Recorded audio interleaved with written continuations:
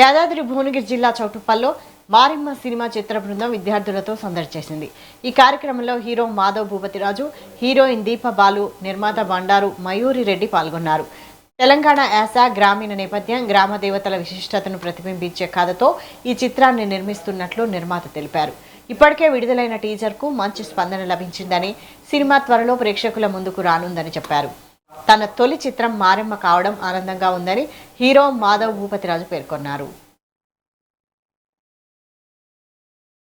Cinema industry start అయ్యి చాలా రోజులైంది, కానీ తెలంగాణ బేస్డ్ సినిమాలు అంటే మనం వేళ్ళ మీద లెక్క పెట్టొచ్చు. కాబట్టి తెలంగాణ కల్చర్, తెలంగాణ పల్లెలు, తెలంగాణలో వాళ్ళ దేవుళ్ళు మైసమ్మ కానీ, పోచమ్మ కానీ, మారెమ్మ కానీ ఇవన్నీ ప్రపంచానికి తెలియాలి అని చెప్పి ఈ సినిమా తీస్తున్నాము. టీజర్ కి, పాటలకి చాలా మంచి రెస్పాన్స్ వచ్చింది. సో ఈ సినిమా చాలా న్యాచురల్ గా ఉంటది. ఏ రకమైన ఆర్టిఫిషియల్ ఫైట్స్ కానీ, బలవంతంగా ఇరికించిన సాంగ్స్ కానీ ఉండవు. సాంగ్స్ అన్ని సిచ్యువేషన్ తగ్గట్టు ఉంటాయి. సినిమాలో సన్నివేశాలు కూడా చాలా న్యాచురల్ గా ఉంటాయి. ఒక